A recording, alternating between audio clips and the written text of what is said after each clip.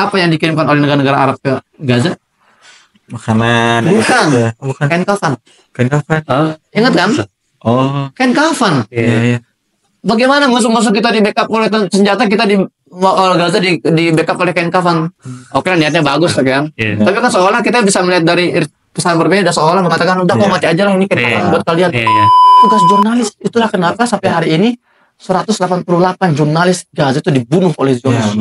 Karena mereka tahu ini berbahaya untuk kita nih. Mereka bantai. Nah, kita orang Indonesia hidup aman, terbuka, SDM ada, fasilitas memadai. Kenapa kita tidak mendirikan satu media yang serius untuk menjadi penyambung lidah perjuangan di sana? Agar masyarakat Indonesia ini nggak redup lagi gitu loh. Agar mereka itu teredukasi melalui media itu. Ya kenapa kita berpikir selalu donasi logistik beras, roti dan sebagainya. Tapi kita lupa ada perjuangan di sini yang memerlukan kekuatan finansial kita di sini. Hari ini memang jantung dunia itu, Baitul Maqdis itu sedang tergoncang, sedang rusak, sedang ada prahara di situ. Jadi wajar dampaknya ke seluruh dunia.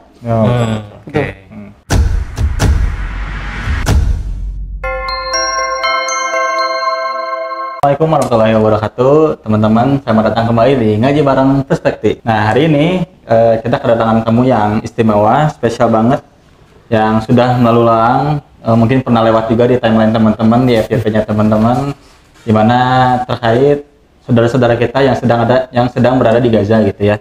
Nah, beliau ini orang Indonesia asli dan alhamdulillah berkesempatan untuk tinggal sudah berapa lama saat di sana? 12 tahun, Masya Allah, 12 tahun berada di Gaza. Nah, hari ini kita akan banyak ngobrol bersama Ustadz Muhammad Hussein. Assalamualaikum Ustadz. Waalaikumsalam warahmatullahi wabarakatuh. Gimana kabarnya Ustadz? Sehat? Alhamdulillah saya. Alhamdulillah saya. Udah berapa lama pulang yang waktu itu? Ini sudah hampir setahun saya. Oh, setahun. Iya, saya keluar tuh tanggal 14 November 2023. November. Dari waktu dibuka pertama kali perbatasan itu ya Tati? Ya. Dipaksa atau gimana? Ya, dihimbau dengan keras. Dihimbau lah. Oleh Kemenlu. Awalnya saya menolak dan memang selama 12 tahun juga saya berkali-kali diminta evakuasi di berbagai agresi, tapi saya selalu menolak. Tapi kali ini memang beda. Ya, kali ini Israel tidak menyebutnya agresi militer. Tapi untuk pertama kalinya mereka menyebutnya perang Gaza. Jadi selama 12 tahun berada di sana masih bentuk agresi militer. Tapi di tahun kemarin bentuknya udah mulai perang dari Israel. Iya. Jadi keluarga sekarang di Indonesia lah ya? Ya, Semuanya alhamdulillah. Tapi mertua masih di Gaza. Masih di Gaza. Anak-anaknya masih di Gaza. Oke, Masya Allah. Mudah-mudahan lah sehat terus lah ya. Amin. Di Gaza. Amin. Oke. Jadi Ustadz, hari ini kan isu Palestina nggak berhenti ya dalam berbagai macam perspektif begini. Mumpung ada ahlinya yang warlock Gaza, warga lokal Gaza, warlock Indonesia yang pindah ke Gaza. Ustadz, kita pengen nanya lah ya buat anak-anak muda nih. Kadang mungkin ini kita nggak bicarain kemanusiaannya dulu nih Ustadz ya, karena mungkin sudah sering disampaikan Ustadz di berbagai macam media. Tapi mungkin pengen lebih ke substansi Gaza itu sendiri sih Ustadz ya. Kan Gaza ini tadi balik lagi masyarakat pada umumnya, dan itu fakta, kadang suka memandangnya donasi bantuan kemanusiaan dan empati dan sebagainya. Padahal ada sejarah mungkin ya dari zaman Nabi siapa mungkin yang harus itu pun kita pelajari, dan kadang-kadang jadi penting gitu buat kita pelajari. Atau contohnya gini Ustadz, kadang ada orang yang mengingat kematian, hidupnya jadi produktif gitu Ustaz. Betul Ustaz ya? Ya. Ada orang yang mengingat kuburan, alam barzah, jadi produktif. Nah, bisa nggak sih Ustaz, Gaza itu ketika kita ingat Gaza jadi produktif gitu Ustaz? Sangat bisa sekali. Nah, itu gimana tuh Ustaz? Maksudnya di alam mana gitu maksudnya? Iya. Jadi gini,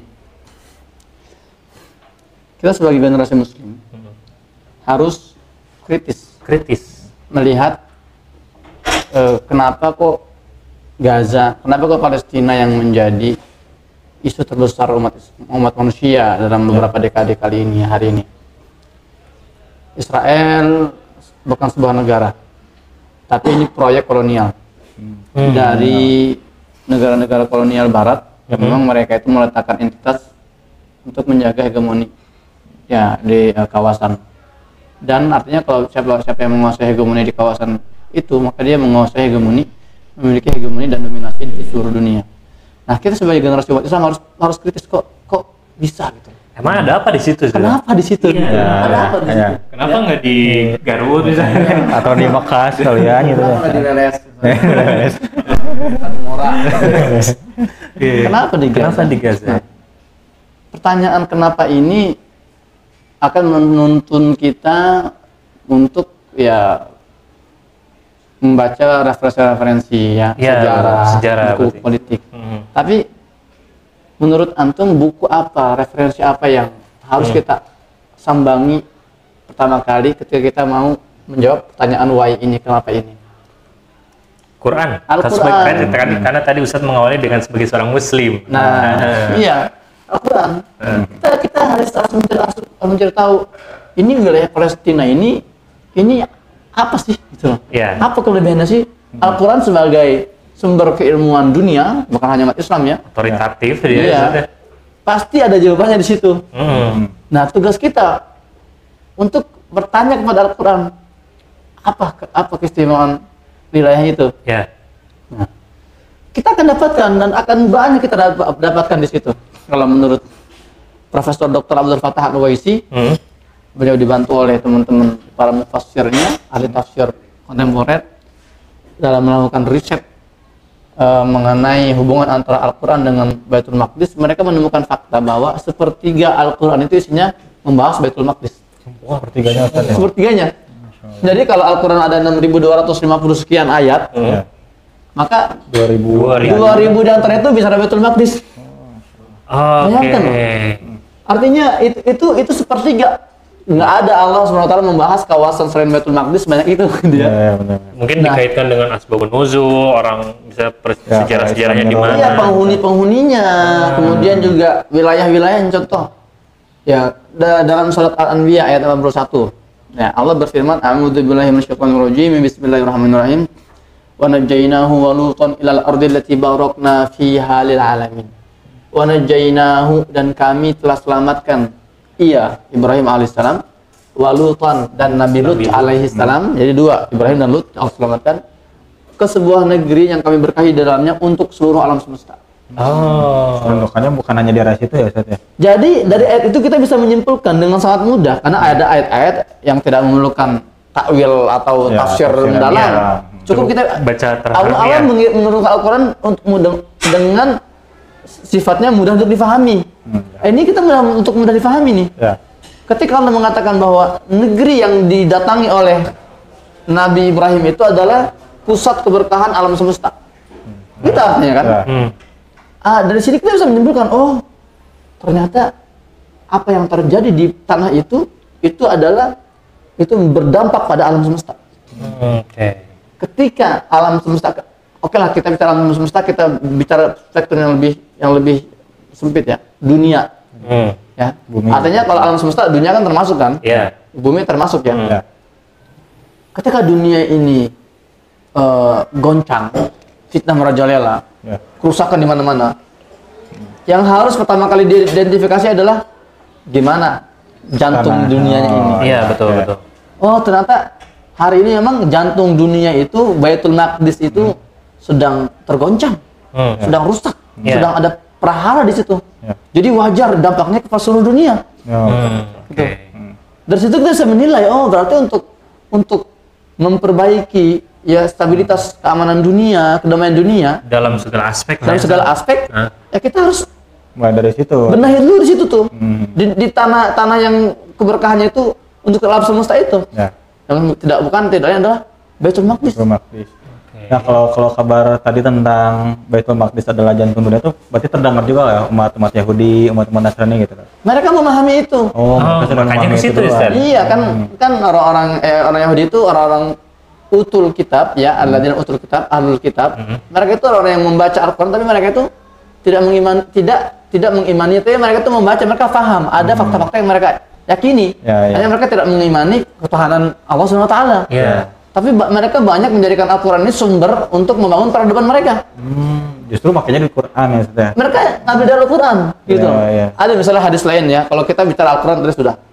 Terus masih banyak lagi. Kita bicara Al-Isra juga ada kalimat keberkahan di situ. Kita bicara surat Al-Anbiya di ayat yang lain juga ada keberkahan di situ. Nah, oke, kita selesai dari Al-Quran, kita masuk ke level selanjutnya. Apa yang kita jadikan sebagai referensi juga ya? Hadis. Nabi pernah bersabda dalam satu hadisnya. Hadis ini ada dalam Sunan Tirmizi. Idza fasada ahlus syam fala khairu fikum. Itu potongan dari hadis yang cukup panjang. Di ujungnya Nabi bersabda, idza fasada ahlus syam, apabila rusak bumi Syam atau penduduk Syam, maka tidak ada kebaikan pada kalian umat Islam. Syam ini hari ini meliputi beberapa negara, Palestina, Yordan, Suriah, Lebanon, dan sebagian wilayah Sinai itu namanya bumi Syam. Ya, Nabi ketika bicara apabila rusak penduduk Syam, intinya itu orang Palestinanya intinya. Ya, karena itu pusat dari bumi Syam itu. Dan itu juga dibaca oleh Barat. Jadi mereka mempelajari, berarti kalau untuk merusak umat Islam itu caranya kuncinya adalah dengan merusak penduduk Syam. Jadi mereka nggak perlu mengirimkan tentara ke Indonesia, ke Malaysia, ke Brunei, Arab Saudi, nggak perlu untuk merusak umat Islam, kita rusak aja bumi Syam. Nah itu terjadi dari 1924 sampai sekarang ya, Ustaz? Dari 1924. Sebelum juga? Dari 1914 ketika misalnya Perang Dunia Pertama kan 1914 sampai 1918 misalnya kan. Jadi dimulai dari situ udah mulai tuh bahkan dari sebelumnya. Dari 1988 misalnya ketika Theodor Herzl mengadakan pertemuan kongres itu ya. Iya, jadi memang pengetahuan ini itu pengetahuan yang dimiliki oleh makhluk tertua di bumi. Siapa makhluk tertua di bumi, ada yang tahu? Nabi Adam. Itu sudah meninggal. Makhluk tertua. Iblis. Iya. Kira-kira Iblis tahu sejarah ini? Tahu. Iblis paling tahu. Kayak paling berilmu kan, mengaku berilmu. Iblis ini dia tahu semua, artinya mayoritas rahasia-rahasia bumi dia tahu. Iblis itu dia menggoda Iblis, menggoda habis sekarang masih hidup. Kira-kira Iblis apakah dia tidak membocorkan rahasia ini kepada anak-anak buahnya dari kalangan manusia? Bisa jadi kayak waktu peristiwa Iblis datang ke Abu Jahal gitu ya. Iya betul. Gitu kan. Iya jadi kita jangan anak muda sekarang kadang terlalu berpikir materialistis ya, artinya wah kita kayaknya nggak terlalu istilahnya percaya deh kalau Islam gitu. Karena kan umat Islam siapa sih yang tidak mempercayai Iblis? Ada Iblis. Iblis ada kan? Iblis masih hidup nggak? Masih hidup Iblis itu kan. Dan ritual-ritual gerakan-gerakan bawah tanah seperti Illuminati, Freemasonry. Ketika mereka melakukan ritual itu untuk persamaannya untuk siapa persembahannya? Untuk Iblis. Ya, tapi sebagai timbal balik Iblis akan memberikan pengetahuan kepada mereka itu, ya kan? Ya, untuk bagaimana kalian mau menguasai dunia nih. Ada dalam Al-Quran, misalnya ada dalam hadis ini. Aja Palestina cukup gitu kan ya. Iya. Tadi Ustaz sempat mention keberkahan. Nah ini kan perlu kita jelasin nih Ustaz, di Palestina itu ada keberkahan. Apa sih spesifik keberkahan? Contoh kalau Mekah kan bisa zam-zamnya nih Ustaz. Ya, Ka'bahnya. Atau Madinah misalnya yang jadi keberkahan itu apa ya Ustaz di Palestina itu? Memang kalau kita membaca tafsir Ibnu Katsir itu yang dimaksud keberkahan oleh para ulama itu tanahnya subur, buah-buahan itu banyak ditemukan di sana. Surat Atin kayaknya masuk ya Ustaz, ada. Atin Zaitun ya. Di Palestina itu semuanya ente tanam apapun subur. Bahkan lebih dari Indonesia berarti ya. Ya di sebagian tempat ya, sebagian buah-buah ya. Antum cek aja, saya pernah bikin konten anggur Palestina, itu luar biasa. Sumber daya lah ya, makanya itu mungkin yang dicari. Sumber daya alam. Di antaranya, jadi memang keberkahan itu banyak bentuknya. Ya keberkahan posisinya misalnya. Kita bicara Gaza, Palestina lah. Palestina ini satu-satunya wilayah di dunia yang mengikat 3 benua besar. Dari wilayah barat laut itu kan laut Mediterania. Mediterania dari Gaza itu kalau tarik lurus langsung arahnya ke Eropa itu, ke Siprus, Yunani dan Eropa. Kemudian wilayah Palestina itu udah benua Asia kan. Terus di wilayah barat dayanya itu berbatasan dengan Mesir. Mesir itu benua apa? Afrika. Jadi emang ini salah satu tempat yang sangat strategis, itu salah di antara keberkahannya. Jadi banyak sekali bentuk keberkahan itu. Karena kan terjadi perdagangan, gitu. Tapi dulu zaman Nabi juga kan perdagangan. Iya, perdagangan pada kecam kan ya. Kabilah-kabilah dagang gitu. Maksudnya yang perang salib panjang itu di situ juga kan ya sudah sekitar Yerusalem. Selalu dari dulu perseteruan antara imperium-imperium dunia yang berusaha menguasai dunia itu ya perseteruan utamanya di Baitul Maqdis di Palestina. Ya. Perang antara Romawi dan Persia itu ya mayoritas di wilayah Baitul Maqdis itu. Ya benar. Ya Mongol juga ketika mereka hampir menguasai separuh dunia, mereka juga berusaha untuk menguasai Baitul Maqdis meskipun gagal gitu kan. Jadi ini sudah seperti menjadi apa? Seperti menjadi satu teori yang tak terbantahkan. Melihat dari sisi historis bahwa siapa yang menguasai wilayah ini dia akan menguasai dunia. Nah, terus kan kalau kita tarik nih ke dalam Islamnya aja kita sendiri, terus termasuk negara-negara yang dalam konteks Muslim gitu ya di sekitar Palestina gitu. Nah, tapi yang jadi pertanyaan tuh kenapa yang malah membela tuh kadang Yaman gitu ya, yang jauh di selatan gitu kan, mereka memblokade laut, akhirnya perusahaan-perusahaan Israel Amerika jadi susah kan. Nah, tapi bagaimana dengan negara-negara sekitarnya kayak Mesir kah, Arab dan sebagainya? Apa sih tindakan mereka terhadap Gaza gitu yang terdengar gitu? Iya. Jadi kita kalau bicara negara-negara itu kita juga harus mempelajari sejarah terbentuknya negara-negara itu. Itu karena nggak bisa dilepaskan. Negara Yordan, negara Mesir dalam apa istilahnya dimensi sebuah negara ya. Saya nggak bicara peradaban mereka, saya bicara negara. Terbentukkan negara Yordan, kemudian negara Arab Saudi, ya negara Mesir dan negara-negara Timur Tengah lainnya. Itu juga salah satu strategi Barat, Amerika dan Inggris untuk menjaga keberadaan Israel. Jadi pecah-pecah gitu ya. Bukan jadi pecah-pecah, jadi memang di situ ditanamkan doktrin-doktrin nasionalisme. Itu bahaya itu doktrin nasionalisme. Artinya mereka jadi fokusnya yaudah ini kita yang penting menjaga wilayah kami aja lah. Kami menjaga keluarga kami aja. Kalau kami membantu Gaza hari ini, wah kami bisa bahaya nih keluarga kami. Itu kan doktrin nasionalisme itu. Padahal di Islam rahmatan alamin. Islam nggak boleh berpikir seperti itu. Dalam Islam pokoknya tetangga kamu ya selama Muslim menderita sejauh apapun dia, ya nggak ada batas. Itu harus kita perjuangkan gitu loh.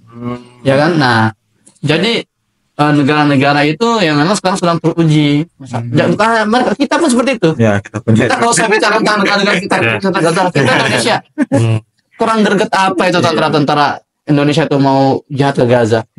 Greget mereka itu ngelihat, wah ada anak-anak dibantai, wanita dibantai. Nurani pasti tetap berbicara kan. Semua negara tentara Turki, tentara Muslim di Malaysia, semua pasti greget pengen berangkat. Cuman kan apa yang membuat mereka, apa yang menahan mereka untuk nggak berangkat?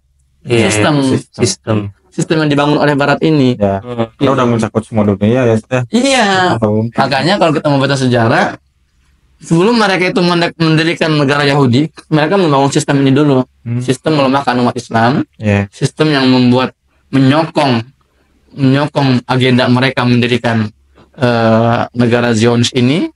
Sistem yang membuat mereka itu bisa melanggengkan kolonialisme mereka dan hegemoni dominasi mereka di dunia. Sistem itu terbangun, baru dideklarasikan sebuah negara Yahudi. Karena make sense sih maksudnya teh. Kalau mereka tiba-tiba bikin negara Yahudi aja, pasti ini masih langsung habis. Kalau tidak ada pengkondisian, nggak bisa. Maka mereka kondisikan dulu gitu loh. Pasti rapat dulu kan sampai subuh. Season proper timeline ya.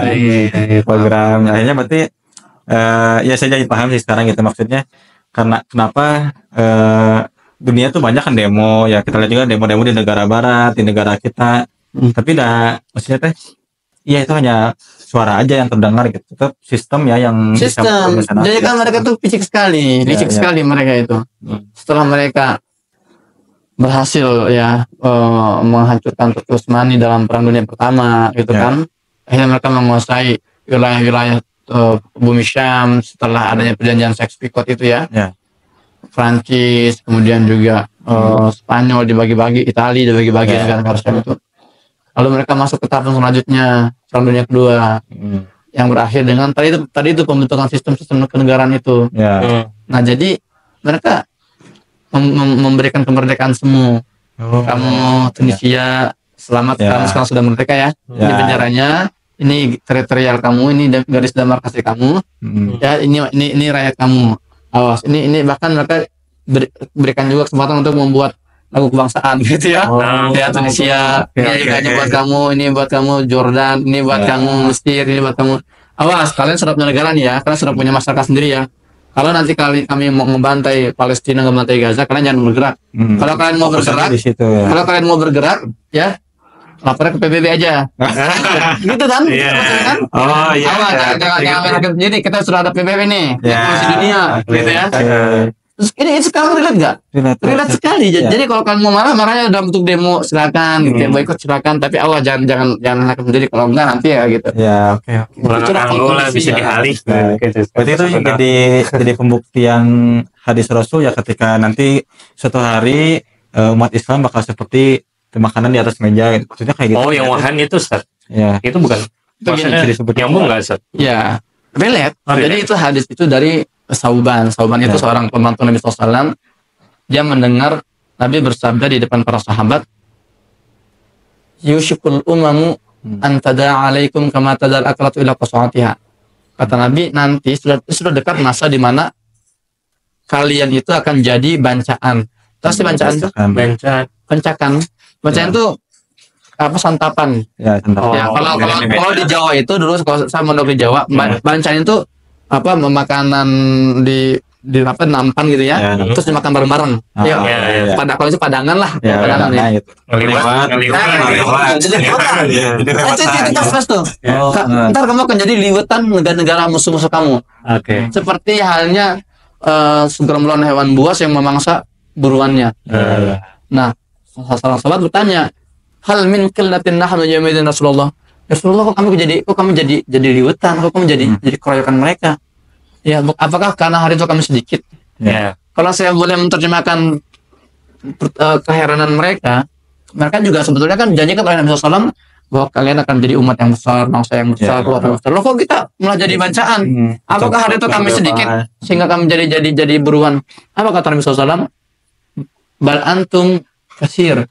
Oh enggak, hari itu kalian tuh banyak. Kalau bahasa Jerman tuh seur, gitu ya. Seur pisang, loba pisang. Seur pisang. Walakinnakum ghusaun ka ghusa'is sail. Tapi hari itu kalian tidak lebih seperti buih-buih ombak ya di tepi pantai. Apa sih buih itu? Buih itu kan oksigen yang terjebak dalam air kan, dalam buih-buih air ya. Kalau kita berdiri di tepi pantai terus kena buih-buih ombak, sakit gak? Nggak. Kenapa? Karena nggak ada kekuatannya. Lemah sekali, kecil sekali. Itulah kondisi Islam banyak seperti buih-buih itu, tapi nggak berpengaruh, nggak berdampak gitu loh. Nah, setelah itu Nabi menjelaskan lagi, walayanza'annallahu min suduri aduikum al-mahabbata fikum. Hari itu kata Nabi, Allah akan mencabut ya. Ini satu lalatnya dari tadi. Kayak mata-mata. Satu doang ya. Yang lainnya nggak ada. Saya bilang ini sama temannya mana? Saya bilang ini serangan wae. Ini kan mereka tahu buka turana itu. Curiga CCTV, drone. Iya, ini ganggu pisan itu. Oke. Kata Nabi SAW, hari itu Allah akan mencabut wibawa kalian dari dada-dada musuh kalian. Wibawa. Dulu umat Islam berwibawa. Nah, ketika umat Islam di bawah kekuasaan para khalifah Abu Bakar, Umar, Utsman, Ali dan para khalifah lainnya, itu wibawanya besar. Tapi akan ada di masa di mana kita nggak ada wibawanya. Hari ini kita ada wibawanya, kita nggak ada wibawanya. Ketika negara-negara Barat mensupport, membackup Israel dengan mengirimkan alutsista mereka, amunisi mereka, jet-jet tempur mereka, apa yang dikirimkan oleh negara-negara Arab ke Gaza? Makanan. Bukan. Kain kafan. Ingat kan? Kain kafan. Iya. Bagaimana musuh-musuh kita di backup oleh senjata, kita di Gaza di backup oleh kain kafan. Oke, niatnya bagus kan. Tapi kan seolah kita bisa melihat dari pesan berbeda, seolah mengatakan udah kok mati aja lah, ini kain kafan buat kalian. Iya. Itu yang dimaksud dengan tidak wibawanya. Nah, kemudian Nabi SAW bersabda setelah masalah wibawa, Nabi mengatakan wala yaqdifannallahu fi qulubikum alwahan. Hari itu Allah juga akan menanamkan satu penyakit dalam jiwa-jiwa kalian. Nah, yang namanya wahan. Qala fa'ilun, salah seorang sahabat bertanya, "Wa mal wahan ya Rasulullah?" Apa itu wahan ya Rasulullah? Qala hubbud dunya wa karahiyatul maut. cinta dunia dan Takut mati. sanes. Karohiyah itu artinya bukan takut. Wih, Takut itu bahasa Arab itu khauf, khasyah, Ya. ru'ab. Aku takut itu. karohiyah. Tapi kalau karohiyah itu artinya benci. takut benci. Oh, Beda, benci kematian beda dengan takut Iya. kematian. beda-beda. Ya kan kita sekarang ada kalanya takut mati. Itu suatu hal yang manusiawi. Iya. Tapi kalau sudah benci kematian, berarti nggak mau itu keluar dari kita itu apa? sudah sifatnya orang-orang Yahudi. Makanya para ulama itu menyederhanakan hawahan ini kan hubud dunia, cinta dunia itu disederhanakan dengan istilahnya apa? Pelit. Ah, Cinta dunia artinya apa? Pelit, medit, kikir. Menyimpan kekayaan buat diri sendiri. Iya. bukan hanya material ya, banyak lah ya. Iya, wakarahiyatul maut, benci kematian itu apa disederhanakan oleh para ulama? Pengecut. Oh iya bisa. Ya kan? Relate kan? Iya. Benci Iya, kematian itu pengecut. Ya. Pelit dan pengecut. Pengecut. Itulah makna dari wahan itu. Oh, Ustaz, berarti negara-negara Arab itu sedang ditempa wahan gitu ya. Hadis ini jangan kita gunakan untuk memvonis atau mendiagnosa ya kondisi para pemimpin negara-negara Arab. Ya. Hadis ini kita diagnosa untuk kita. Ya, itu buat diri sendiri. Jangan kita juga pelit nih bicara Ya. Palestina. Ya. Jangan kita pengecut gitu kan. Ya. Pelit itu bukannya nggak ngasih loh. Apa tuh? Pelit itu ngasih, tapi nggak maksimal.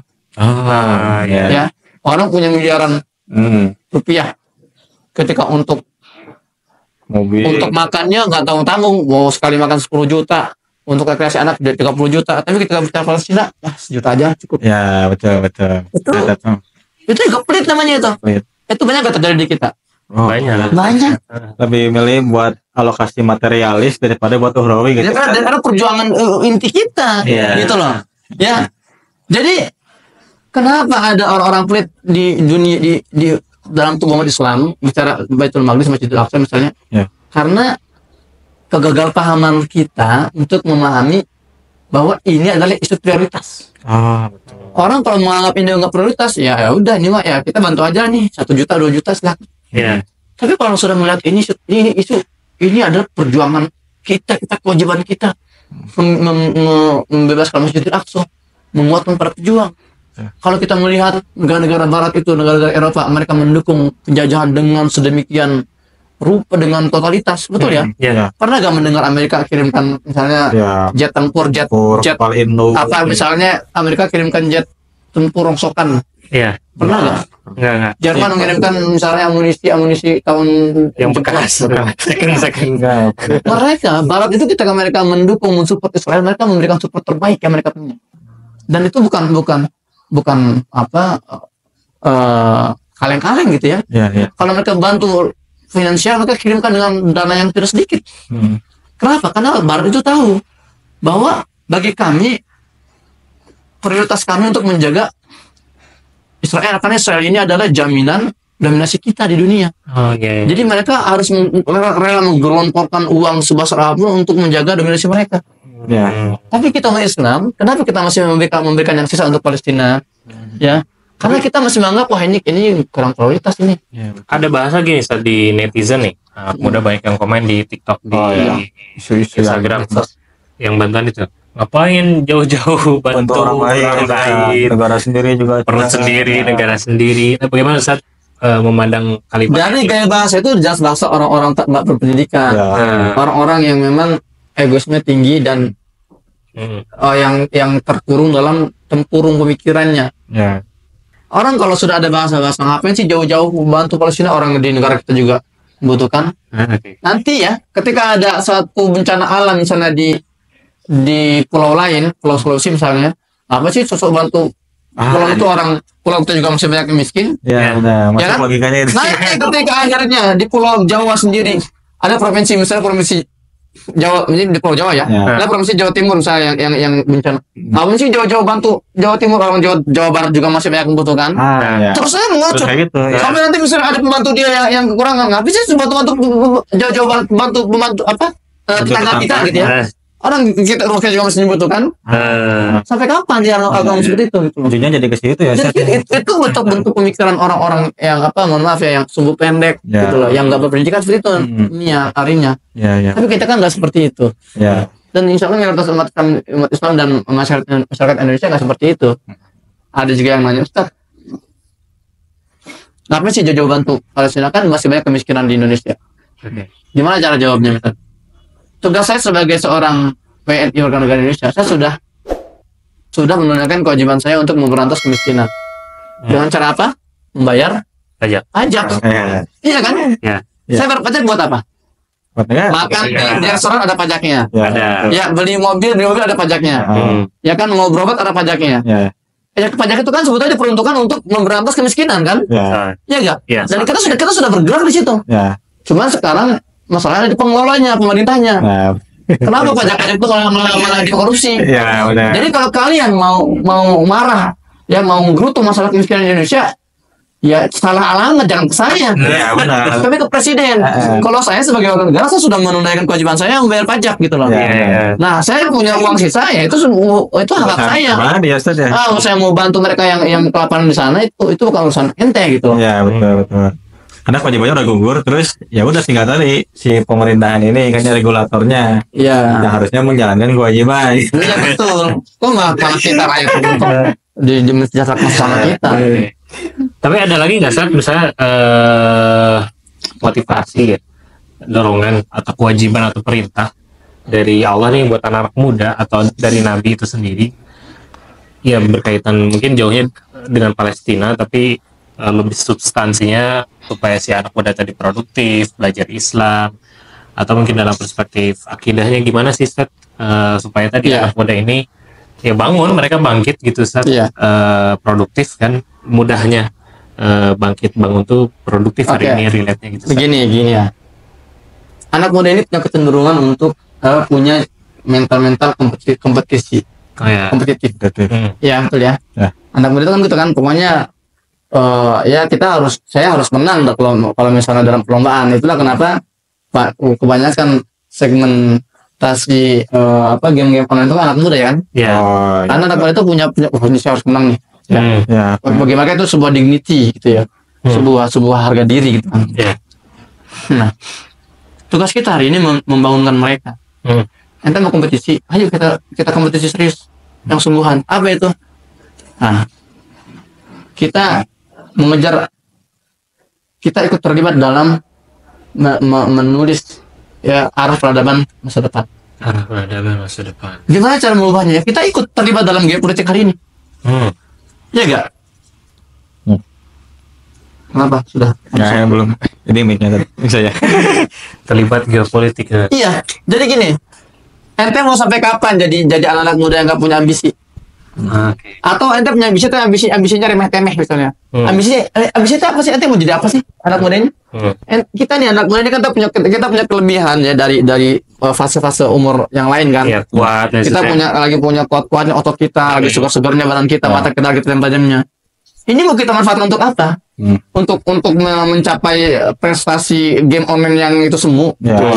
Semu. Game online itu kan hanya bisa membuang-buang waktu dan membuat tubuh yang lemah gemulai kan. Rebahan. Gak ada sportnya. Gak ada. Nah, emang kalian gak iri melihat prestasi para pemuda-pemuda Indonesia di awal-awal kemerdekaan? Kenapa Indonesia itu disegani oleh dunia? Karena Indonesia berani meletakkan dalam undang-undang 45-nya, pembukaan undang-undangnya bahwa kemerdekaan adalah hak-hak setiap bangsa dan penjajahan harus dihapuskan. Nggak ada negara lain yang berani seperti itu. Dan kata-kata itu hadir dari pemikiran anak muda Indonesia saat itu. Dan hari ini ya ada degradasi ambisi di situ. Anak muda kita terbiasa untuk ya memikirkan hal-hal yang remeh-temeh sekarang itu. Jadi ambisinya hanya sekedar bisa kerja, terus nanti punya istri cantik dan hidup mapan. Itu tuh ambisinya. Ambisi pribadi ya saya. Ambisi pribadi. Nasib kita ini sedang ditentukan oleh mereka elit global itu loh. Nah, dan mereka itu sedang mengobok-obok kita, dan biar anak muda ini nggak paham, nggak sadar bahwa kita sedang jadi obok-obokan, jadi target pasar mereka. Dibuatlah hiburan sana sini. Anak muda kita ini dibuat sibuk untuk memberikan dukungan, ya, memproses tenaga mereka, energi mereka ke hal yang nggak substansi, nggak esensial. Akhirnya apa? Dibuat kita ini misalnya fanatik pada satu klub sepak bola tertentu. Gitu enggak? Hiburan, industri hiburan itu. Industri hiburan dia seorang pokoknya hidup gue ini untuk klub ini. Ya. Sampai dia beli jersey-nya, lalu dia habiskan uangnya, bahkan anak-anak didoktrin, nak. Ya, kamu harus Kalau kita dibelah ini darah kita biru, gitu. Atau darah kita oranye misalnya kan ya. Oh, neta berarti. Ya, itu diantaranya. Jadi fanatik ini media oleh penguasa dunia untuk meninabobokan anak-anak muda ini. Ya, benar. Karena memang maksudnya terlihat jelas dampaknya gitu. Ya, Karena jadi ada ngapain sih mikirin itu karena teralihkan. betul, itu pengalihan. Pengalihan. Memang stadion pertama di dunia apa? Ada yang tahu nggak? Stadion? Mm-mm. Atau ya arena olahraga dunia pertama itu apa? Apa? Kolosium. Oh iya, Colosseum. Oh ya. Kolosium Yunani itu kan? Iya. Ya. Kenapa Kolosium itu dibuat? Karena hari itu masyarakat Yunani hari itu mereka sudah mencium ada korupsi yang besar-besaran di tengah kerajaan mereka, imperium mereka. Ya. Orang sudah mulai berbisik-bisik, wah ini agak bener nih. Orang sudah mulai kritis kan? Ya. Oh ini harus segera dihentikan oleh si raja itu saat itu. Kita buat hiburan.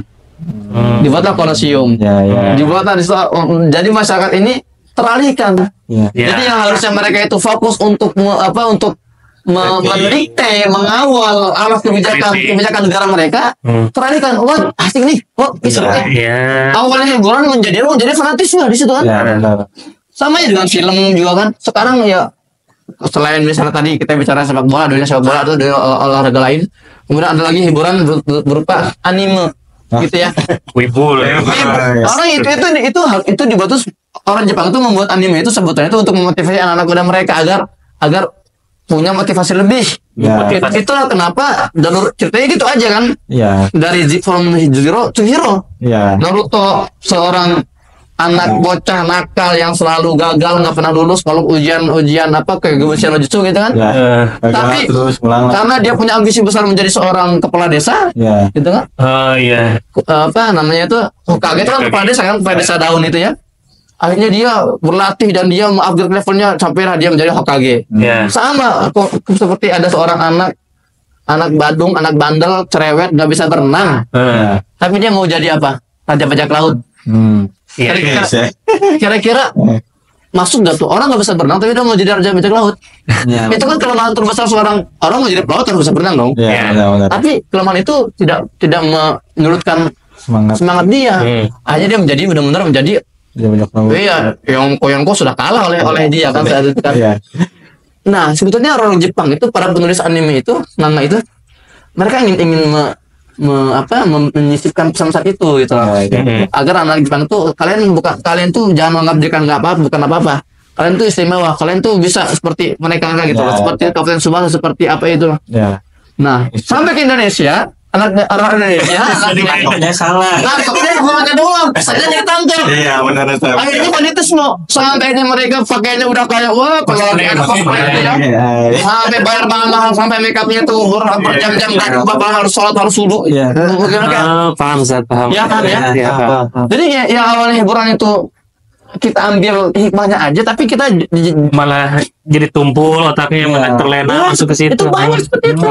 Belum lagi serangan-serangan judi online, kemudian juga ya game-game online dan berbagai macam ya pinjol gitu. Ya. Jadi cara kita membangunkan anak muda hari ini dari semua dari semua Nina Bobo itu, kita ajak mereka dalam kompetisi yang memang nyata.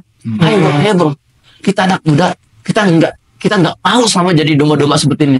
Jadi hewan piara-piaraan mereka elit global. Ya. Karena semua ada sistem mereka. Iya, kita harus bangkit. Kita harus melawan tuh kezaliman yang sedang dimainkan oleh elit global. Dan kita bisa itu. Ya. Kita sudah ada prototipenya itu. Kita orang terdahulu, Saladin Ayyubi, Muhammad Al-Fatih. Kita ini pemuda muslim Indonesia ini, ya pemuda muslim ini kita itu mengalir darah kita ini DNA para pejuang-pejuang. Iya. Jangan mau kita dijadikan kucing-kucing. Oleh mereka kita singa-singa yang harus bangun. Ya, benar. Nah kita arahkan kepada mereka bahwa, ayo mulai hari ini kita harus terlibat masalah geopolitik, karena disitulah tempat kita untuk menggambar atau membentuk arah peradaban masa depan. Ya, semua kebijakan di sana. Di sana. Semua kebijakan yang strategis. Ya, memunculkan orang-orang yang jadi kompeten, ahli Iya. ilmu. Ini saya mau bahas, ini saya belum bahas dari segi aturan sunnah ya. Tapi kan sudah bisa membangun semangat Membangun nalar lah ya. Artinya kalau kita bahas aturan dan sunnahnya itu panjang lagi. Ya. Sebagai saya. Lebih kuat kan. Harusnya dengan nalar aja nih, Ustaz ya. Rasio lah ya. Iya. Ya tadi masuk akal kebangun, terus tadi pendekatan industri entertain. Ya tapi menarik nih Ustaz, kalau Ustaz pengen, kan tadi bahas apa ya, al-Isra atau al-Anbiya tadi ya Ustaz. Al-Anbiya sama hadis yang Nabi rusak fasadat. Tapi ada nggak sih yang lain Ustaz, perspektif Quran? Kalau tadi Ustaz spill belum bahas ke sana kan? Iya. Begini. Dalam surat Al-Isra ayat 1 Allah berfirman, A'udzubillahi minasyaitonirrajim. Bismillahirrahmanirrahim. Subhanalladzi asra bi 'abdihi laila minal masjidil haram ilal masjidil aqsa alladzi barakna haulahu linuriyahu min ayatina husul masjid. Selama ini kita hanya memahami ya, sebagian dari kita ya, bahwa ayat ini berbicara tentang peristiwa Isra Mi'raj. Iya. Tok gitu kan. Nabi Tapi kalau kita mau mendalami ayat ini, ya menurut riset yang dari Profesor Abdul Fattah Waisi tadi itu, dia menjelaskan bahwa minal masjidil haram ilal masjidil aqsa, ini adalah cara Allah SWT meringkas perjalanan visi misi dakwah Nabi Muhammad SAW. Visi misi Dakwah Nabi SAW. sirnya lah pelajaran. Iya. Sir. Ini cara meningkat. Jadi dari Masjidil Haram ke Masjidil Aqsa. Dari ini menunjukkan permulaan Ya. ke menunjukkan akhir. Beginning to the end. Iya. Perjuangan itu harus dimulai dari Masjidil Haram dan berakhir pada pembebasan Masjidil. Itulah kenapa Allah ikat langsung dengan Masjidil Haram dan Masjidil Aqsa. Itulah rahasia kenapa Nabi SAW setelah beliau memiliki kekuatan di Madinah, membentuk kekuatan di Madinah, lalu beliau misi pertamanya adalah membebaskan Masjidil Haram dalam peristiwa Fatu Mekah, betul ya? Iya. Setelah Fatu Mekah tercapai, kemana beliau mengarahkan pedangnya? Iya, benar, ke Syam. Ke bumi Syam, ke Masjidil Aqsa. Iya. Oh, yang ngirim pasukan itu ya? Yang dilanjutin sama Iya, kita nggak bicara ini deh. Kalau kita melihat peta Nabi, peta peperangan Nabi SAW, itu arahnya ke wilayah Syam. Iya. Beliau membebaskan kabilah-kabilah Arab yang membuka jalan untuk pembebasan Ke Syam. Iya, paham. Jadi seolah beliau sedang membangun anak-anak tangga pembebasan. Meskipun ujungnya yang membebaskan adalah Umar bin Khattab, tapi yang membangun anak tangganya beliau. Iya, dan Nabi nangkep pesan itu dari Isra Mi'raj kan ya sebenarnya. Iya. Ini Allah perjalankan dari Masjidil Haram, Masjidil Aqsa itu adalah momen Nabi go internasional. Iya. Misinya misi go internasional ketika itu. Nah, makanya sebelum beliau wafat, beliau kirimkan pasukan terbaiknya untuk membebaskan Masjidil Aqsa, dipimpin oleh Usama bin Zaid, gitu kan. Berarti sebenarnya dari perang ke perang, Badar, Uhud, Khandaq, Ahzab dan sebagainya dan seterusnya itu sebenarnya anak tangga tadi. Betul, anak tangga untuk membebaskan Masjidil Aqsa. Jadi dimulai dari Masjidil Haram, berakhir pada pembebasan Masjidil Aqsa, ya kan? Nah, makanya ketika beliau menjelang wafat, beliau kan sakit-sakitan. Iya. Setelah beliau melepas pasukannya Usama bin Zaid untuk ke wilayah Yibna itu wilayah Palestina hari ini. Dalam satu riwayat dikatakan, dalam beberapa riwayat dikatakan Nabi SAW ketika pingsan karena saking sakitnya, lalu beliau bangkit lagi. Hal pertama yang dia tanyakan adalah, apakah pasukan Usama sudah bergerak? Kemudian nggak lama dijawab oleh para sahabat, ya sudah bergerak Rasulullah. Lalu dia pingsan lagi nggak lama kemudian, sadar lagi. Apa yang ditanyakan? Pertanyaan yang sama, apakah pasukan Usama sudah bergerak? Bayangkan dalam kondisi seperti itu pun beliau masih berambisi agar beliau ingin tunai tadi ya menunaikan misi pembebasan Masjidil Aqsa. Nah, misi inilah yang harus dipikul oleh kita umat Islam hari ini. Kita bangun tidur langsung berpikir, apakah kita sudah siap membebaskan Masjidil Aqsa? Apa yang kita lakukan hari ini untuk membebaskan Masjidil Aqsa? Dan hari ini ada usaha dari Barat, musuh-musuh Islam, untuk memangkas tengah penggalan dari ayat ini. Dalam Masjidil Haram, stop. Jangan masuk di dalam Masjidil Aqsa. Oke. Apa buktinya? Itulah kenapa hari ini akses kita ke Masjidil Haram itu dipermudah.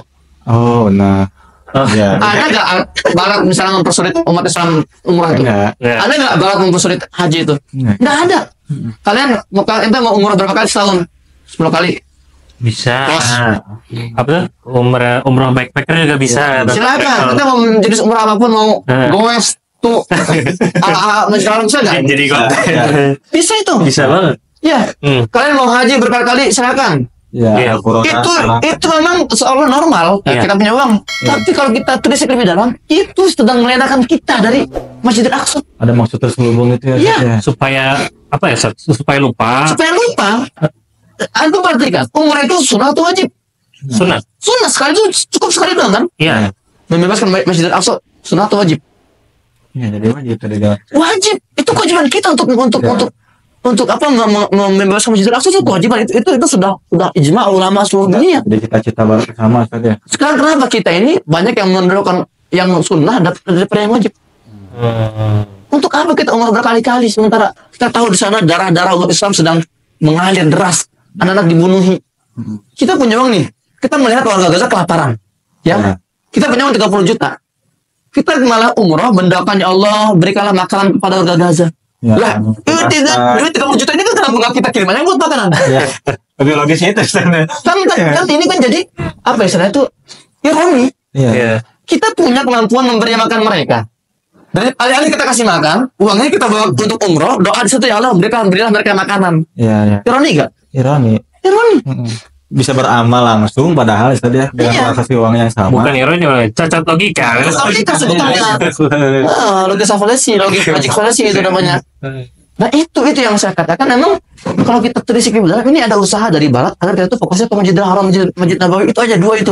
Kita dibuat lupa, dibuat lalai oleh penjaga Masjidil Aqsa. Kenapa? Karena mereka tahu ayat Masjidil Aqsa ini kenapa digandengkan itu adalah isyarat keseimbangan dunia. Isyarat keseimbangan dunia. Oke. Makanya Nabi SAW berambisi banget untuk bebaskan Masjidil Aqsa. Karena dunia nggak akan seimbang kalau dua masjid ini tidak di tangan umat Islam. Kalau satu masjidnya dipangkas lalu dikuasai oleh musuh, pincang kita selama-lamanya. Iya benar. Dan sekali lagi ada usaha yang masih sistematis dan terstruktur yang dilancarkan oleh Barat untuk membuat kita bodoh terhadap Palestina. Ya, jadi dilupakan, jadi dialihkan lagi. Ya, menggerus semangat perjuangan kita itu. Dengan cara tadi itu. Ya, berbagai industri hiburan, bahkan dengan cara yang mempermudah akses untuk umroh. Ya, gitu kan? Umrohnya kan ke Turki, umroh ke Mesir. Kan udah jarang. Ya, makanya saya itu jujur ya, saya tuh sejak saya pulang dari Gaza itu saya sudah ditawari untuk umroh. Cuman saya menolak. Saya bagaimana saya bisa umroh khusyuk sekarang itu sebentar saya tahu tetesan darah mereka itu terus mengalir di Gaza. Saya kalau ada dana untuk umroh sekarang saya akan kirimkan ke Gaza. Nggak perlu saya umroh sekarang. Malu saya. Itu mereka teriak-teriak kita labbaik Allah labbaik gitu. Bukan saya apa istilahnya menyeru berarti umroh enggak. Kalau sudah umroh sekarang sudah cukup. Ya. Kecuali kalau memang tugasnya itu guide umroh seperti para ustadz yang membawa jamaah itu beda hal. Ya memang. Ya kan. Tapi untuk umat Islam, ya ngapain sih haji berkali-kali biar apa? Gitu. Ya, karena sudah tunai sekali sunnah ya udah. Udah selesai. Ya. Dan umroh haji itu kan ibadah individual. Ya. Kalau kita umroh, buat saya pahalanya? Buat kita aja. Ya. Tapi kalau kita perjuangan jihad, perjuangan jihad membebaskan Masjidil Aqsa, dampaknya itu seluruh alam semesta. Ya, dampaknya ditimbulkan jadi jariah buat yang lain juga. Jadinya semua aspek lah ya kehidupan terperbaiki. Okay. Main belum ya benar. Insya Allah kan yang lebih terbuka nih ya membahas ke dalam-dalamnya jadi kita paham maksudnya meskipun maksudnya belum spesifik apa-apa dampak-dampaknya tapi jadi penasaran nanti kita jadi belajar riset dan sebagainya. Ustaz nih saya pernah nonton satu tayangan di YouTube channel terkait bagaimana orang-orang Gaza tuh ketika mau keluar dari Gaza di perbatasan Rafah. Nah di video ini teh dijelaskan bahwa itu dimonopoli sama pelaku usaha gitu ya, pelaku usaha yang akhirnya mereka tuh harus bayar besar supaya bisa keluar. Itu benar nggak sih? Iya benar. Memang itu fenomena itu fenomena dunia. Bukan hanya di sana. Bukan ya. Di Indonesia ente yang ngurus paspor, ngurus visa, ngurus apa emang bukan ada jalur normal harusnya bisa kan? Ya. Ya kenapa ada bayar tambahan? Itu kan eksploitasi oknum-oknum ya. Ya ente kalau lapor ke polisi harusnya kan normalnya itu lapor polisi langsung kejar kan. Ya. Tapi kalau ente lapor polisi apa yang harus dilakukan? Bayar. Polisi nggak akan gerak kalau nggak ada bayaran. Ya benar. Apa bedanya? Cuman itu makronya mikro. Gitu. Ya. Ya kan? Sama di sana pun ada orang-orang mental seperti itu. Ya ada orang-orang yang mencari keuntungan dari penderitaan orang lain. Sama kayak kita di Indonesia. Saya menderita nih, aduh kehilangan motor. Lagi menderita malah dimanfaatkan oleh pihak-pihak itu kan. Itu mau saya cariin pelakunya, bayar dulu. Gini, baru kita saya sih.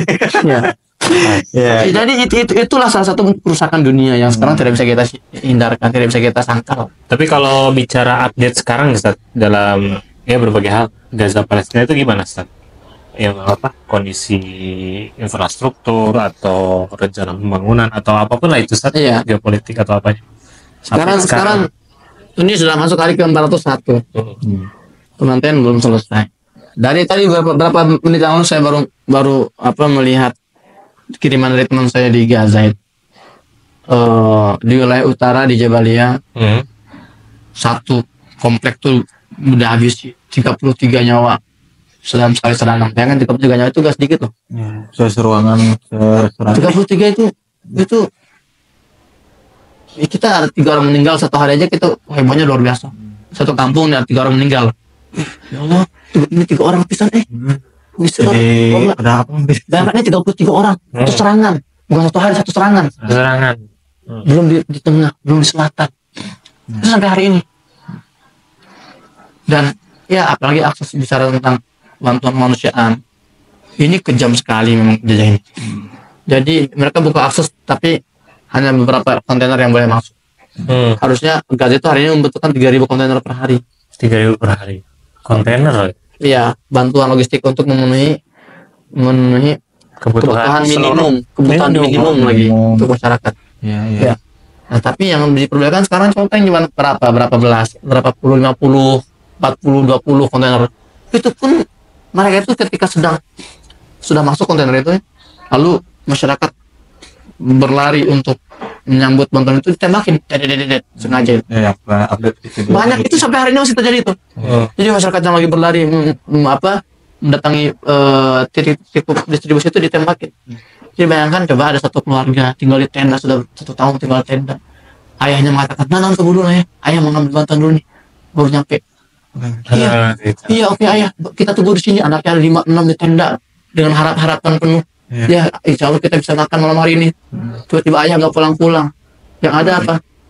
Jasadnya sudah tergeletak. Makanan tidak sampai, yang sampai adalah berita kematian sang ayah misalnya. Bayangkan tuh seperti itu. Ya, dan itu terjadi di depan mata kita semua. Pemantauan genosida ini terjadi secara live dan kita bisa akses itu semua.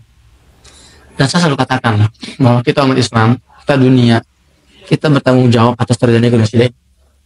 Kita ya mau nggak mau kita harus kita termasuk orang-orang yang membentangkan karpet merah kepada Zionis untuk membantai Gaza. Kok bisa? Karena selama ini Zionis ketika mereka mengagresi Gaza berkali-kali ya, tahun 2008 mereka agresi selama 22 hari, tahun 2012 8 hari, 2014 50 hari. Mereka itu sedang melihat reaksi. Ini Islam gimana? Mereka serang Gaza 2008. Islam marah tapi nggak lama. Redup lagi. Mereka serang lagi 2 tahun kemudian. Islam marah tapi nggak lama. 2014 lagi-lagi sama polanya, patternnya itu. 2021 sama. Islam tertidur. Kayaknya kita bantai sekali. Jadi redupnya kita, ya, inkonsistensi kita terhadap dukungan kita untuk Palestina, diamnya kita itu memotivasi Zionis untuk akhirnya mereka bantai saja. Makanya kita ikut tanggung jawab besar ini. Kalau setelah hari ini kita gampang redup lagi, kita tidur lagi. Kalau kita diam lagi, kita lalai lagi setelah hari ini, ya kita semakin memotivasi mereka. Kita kenapa pentingnya kita bersuara. Kayak dulu mah saya sempat baca catatan, sempat dulu tuh Arab ngebantu, Mesir ngebantu, terus semakin kesini udah nggak ada lagi nih militer yang berani ngebantu kan gitu ya. Akhirnya cuma demo-demo, terus media memberitakan. Ya jadi masalah kalau sih kenapa sekarang berani sampai setahun lebih bahkan gitu ya. Karena ya kitanya juga udah nggak punya suara, nggak punya power apa-apa. Dan media mungkin jadi alat tadi kan, Zionis serang di tahun sekian, terus dia membaca nggak efektif, ya mungkin reaksi media dan sebagainya. Oh, ini dia menganalisa, meriset lah ya. Oh, ini nggak ada komen-komen yang apa gitu mungkin ya. Hasil riset dia mungkin pada akhirnya memutuskan. Kalau saya ngebayangin dia punya big data, sekumpulan big data dari respon-respon umat muslim terhadap serangan, terhadap agresi. Dari kesimpulan, dari data-data itu dia memutuskan kayaknya dihabisin aja nih gitu ya. Toh maka juga gak tertidurin lagi tidur. Tertidur. Makanya ini penting untuk teman-teman media, ya media mainstream terutama. Kalian mulai bungkam bicara Palestina ya kalian sedang memotivasi Netanyahu untuk terus membantai lebih serius lagi tuh kan. Kalau dia baru menang tuh presiden. Saya berita ini. Ada quotes ini tuh yang apa? Yang saya temui. Benar nggak kalau kata Ustaz? Barat itu maju ketika mereka meninggalkan agamanya. Sedangkan Barat itu maju ketika ya mereka meninggalkan agamanya. Tapi Islam itu justru jadi mundur ketika dia meninggalkan agamanya. Betul. Jadi agama Islam ini, dinul Islam mungkin spesifiknya, dia komprehensif, ngurus semua hal yang harusnya itu diambil, dipraktekin sama orang-orang Muslim, ya jadi maju kan, personal-personal atau bahkan peradaban itu sendiri. Betul. Berarti kuncinya tadi ya, bukan hanya belajar Palestina, sejarah dan lain sebagainya, tapi pelajari agama Islam ini. Kita itu nggak akan bisa, kan tadi saya bilang, seperti Al-Quran itu isinya sejarah Baitul Maqdis. Dan Al-Quran ini nggak bisa kita selami samudra Al-Quran ini kalau kita nggak punya instrumen keilmuannya. Apa instrumen keilmuannya? Bahasa Arab, hafalan Quran. Ya, artinya apa? Artinya kita mendekat Al-Quran. Untuk kita bisa mendekat Al-Quran, kita harus punya instrumen itu, keilmuan itu. Nah, makanya diantara agenda Barat itu untuk melemahkan umat Islam dari hubungannya dengan Al-Quran. Ya kita dibuat bodoh tentang bahasa Arab. Jadi vokal bahasa Inggris. Kalian kalau mau sukses bahasa Inggris kalian harus pintar. Makanya sekarang tuh para ibu ayah bunda tuh banyak yang teracuni pikirannya. Nah, pokoknya kamu IELTS-nya atau apalagi TOEFL itu harus tinggi. Kalau Al-Qurannya nggak apa-apa lah, adanya aja. Itu kan bahasanya kan. Itu jadi bukan apa ya? Jadi di antara angkatan orang tua kita mungkin. Karena jadi rata gitu. Pola pikirnya mengakar. Mereka pikir untuk kita biar kita sukses itu ya contoh Barat. Untuk kita contoh Barat ya belajar bahasa Inggris agak itu sebuah sihir itu loh. Benar. Seperti itu. Kita mau sukses ya kita kembali dengan ke Al-Quran, kuasai Al-Quran, pahami Al-Quran. Caranya apa? Caranya kita kuasai instrumen yang bisa memahami Al-Quran. Bahasa Arab itu utama. Banyak banget lah ya. Nah, terus ini kan kita udah membahas tadi ya secara motivasi, terus substansi, geopolitik juga ya, buat kita nih gimana. Nah, pertanyaan sekarang tuh, kalau dalam bayangan Ustadz nih, kira-kira yang secara sistemik yang bisa benar-benar kita tuh ada kontribusinya buat membantu Gaza tuh seperti apa sih Tat itu? Yang sistemik terus benar bakal berdampak banget nih. Kalau melakukan ini dekat nih membuatkan Gaza. Jadi di antara materi-materi saya beberapa bulan terakhir ini, saya berusaha mengedukasi masyarakat agar tidak berpikir pragmatis kalau bicara Palestina. Seolah-olah kita kalau kajian-kajian itu ya money oriented. Kajian Palestina itu selalu money oriented. Ujung-ujungnya donasi. Seolah donasi ini adalah the only way. Oke lah, antar juga ada doa, ada boykot. Tapi intinya sekarang donasi. Soalnya donasi itu menjadi puncak sebuah perjuangan kita hari ini. Enggak. Donasi donasi tapi arahnya kemana? Logistik lagi. Itu salah satu pemikiran pragmatis. Ustaz, kapan sih berakhir Ustaz? Udah kita bantu deh beli beras, beli minyak buat biar makan.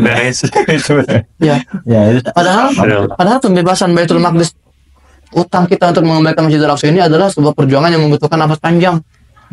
Ini perjuangannya nggak bisa donasi sentris, nggak bisa logistik sentris. Ya, harus ada perjuangan lain yang harus kita isi. Contohnya misalnya perjuangan media. Makanya saya selain mendirikan lembaga kemanusiaan INH ini, saya dirikan juga media namanya gazamedia.net. Saya jurnalis, saya kuliah jurnalistik sebelum saya ke Gaza. Saya tahu banget pentingnya peran media dalam perseteruan geopolitik ini. Memang siapa yang pertama kali mencetuskan ide negara Yahudi? Tadi. Theodor. Dia siapa? Apa profesi dia? Jurnalis juga. Dia jurnalis asal Austria. Dia jurnalis Yahudi asal Austria. Dan sebelum dia itu ya mencari funding atau dana untuk ya mendirikan negara Zionis, sebelum dia itu mulai berdiplomasi, ya bernegosiasi, dia bangun dulu pondasi itu di atas kekuatan media. Jadi dia brainwash dulu itu masyarakat dunia melalui media bahwa ini kita kebutuhan dan informasi koran, jalan. Iya betul, itu sangat masif sekali itu. Jadi kekuatan media itu menentukan arah peradaban kita kemana. Perjuangan pembebasan Masjidil Aqsa itu. Kenapa? Karena umat Islam kita ini masih merendahkan peran media. Padahal kalau kita lihat surat Al-Isra ayat ke-7, Allah sudah membocorkan rahasia kehancuran Zionis itu akan dimulai dari Ilyasu wujuhakum, kalau bahasa itu. Bagaimana para hamba-hamba Allah ini, para pejuang-pejuang kita ini akan membongkar keburukan wajah-wajah kalian. Tugas siapa yang membongkar keburukan wajah musuh itu? Tugas jurnalis. Itulah kenapa sampai hari ini 188 jurnalis Gaza itu dibunuh oleh Zionis. Karena mereka tahu ini berbahaya untuk kita nih. Mereka bantai. Nah kita orang Indonesia hidup aman, terbuka, SDM ada, fasilitas memadai. Kenapa kita tidak mendirikan satu media yang serius untuk menjadi penyambung lidah perjuangan di sana? Agar masyarakat Indonesia ini nggak redup lagi gitu loh. Agar mereka itu teredukasi melalui media itu. Ya kenapa kita berpikir selalu donasi logistik beras, roti dan sebagainya, tapi kita lupa ada perjuangan di sini yang memerlukan kekuatan finansial kita di sini. Dan jangan mengatakan ini bantuan ini nggak bisa dirasakan langsung. Tidak, ini malah sangat strategik hari ini. Seperti tadi saya katakan, ketika Amerika terkesan membiarkan bahkan mengakomodir umat Islam yang mau haji, yang mau umroh gitu kan, agar tidak terlena terhadap Masjidil Aqsa. Sama dengan kasus ini. Amerika itu tidak pernah ada usaha-usaha mereka mempersekusi lembaga-lembaga dunia yang menggalang donasi untuk Palestina, untuk logistik. Nggak ada. Nggak pernah. Amerika membuka jalan, silakan. Ayo di Amerika, bahkan di Inggris, di Kanada, ya kan? Kenapa, Ustaz? Ya itu cara mereka untuk fokus aja ke situ. Mengkondisikan kita, mengarahkan kita. Udah kalian fokus aja ke logistik. Membangun persepsi. Karena itu bantuan yang short term. Short term betul. Iya, cuma bukan persepsi orang juga kan bahwa Palestina lembaga kemanusiaan. Iya, bahwa dan mereka sengaja itu. Kalau saya baca ini ada kesengajaan agar kita ini nggak fokus jalur yang lain yang lebih strategik. Biarlah mereka menguasai media. Kalau tugas kalian umat Islam dunia, ya kamu silakan bantu logistik. Logistik, bantu makan. Tapi kan makan karena mereka tahu bantuan logistik ini nggak strategik. Nggak akan bertahan lama. Nggak bertahan lama gitu loh. Makanya saya berusaha untuk membangun kesadaran lain. Ayo dong kita berjuang lagi di gerakan media. Makanya saya bangun gazamedia.net. Ini bukan punya saya. Saya dari mana? Saya bukan pengusaha. Saya hanya anak muda aktivis. Tapi dalam gazamedia.net ini isinya orang-orang profesional nih, doktor S3, jurnalistik, ada juga wartawan kawakan di situ. Saya tarikin. Saya ingin kita itu punya satu media yang bisa jadi referensi yang diandalkan, bukan dari media sosial, bukan dari Instagram, Facebook, itu yang lebih masif ya. Medsos itu sebetulnya nggak bisa dijadikan rujukan kan, karena itu tempat kita bermain media gitu kan. Tapi kalau kita mau serius, kita harus punya lembaga itu. Makanya saya mendirikan gazamedia.net itu. Ya dari mana pendanaannya? Dari umat, karena umat membutuhkan. Kita butuh urgen. Ayo kita sama-sama, ayo kita besarkan media ini agar kita tidak selalu menjadi korban brainwash dari media-media barat. Harus ada media-media muslim yang serius yang ikut mengkanter narasi secara Islamik. Itu salah satu perjuangan lain. Gimana, Jit? Bahas kesana kemari. Banyak. Jadi kebayang. Jadi lebih pahamnya substansi, termasuk tadi ya permainan-permainan barat. Jadi semakin terbuka lebar sekarangnya. Insya Allah. Tabarakallah. Nah, alhamdulillah udah sejam kita ngobrol. Nggak kerasa ya? Masih kurang ya. Iya sebenarnya, cuma nanti kita lanjut di masjid ya. Oke, begitu teman-teman. Alhamdulillah, jazakumullah khairan Ustaz. Tadi jangan lupa teman-teman nanti bisa di searching aja gazamedia.net ya Ustaz. Jangan searching, langsung aja ditulis di kolom itu. Gazamedia.net. Gazamedia.net. Nah, kita bantu bersama-sama. Tadi benar tentang jurnalistik ini, karena propaganda besar di situ Ustaz ya. Berperan penting. Nah, jangan lupa juga dukung juga media kami di Wonuma Movement dan @kita ngaji bareng. Nah, tungguin aja nanti kita bakal bikin lagi konten-konten yang lainnya yang seru dan tentu substansi dan membahas daging-daging ya. Insyaallah ke sana. Saya Muhammad Didan, Saya Gani. kita undur pamit. Terima kasih teman-teman sudah menyimak. Assalamualaikum warahmatullahi wabarakatuh. Waalaikumsalam warahmatullahi wabarakatuh.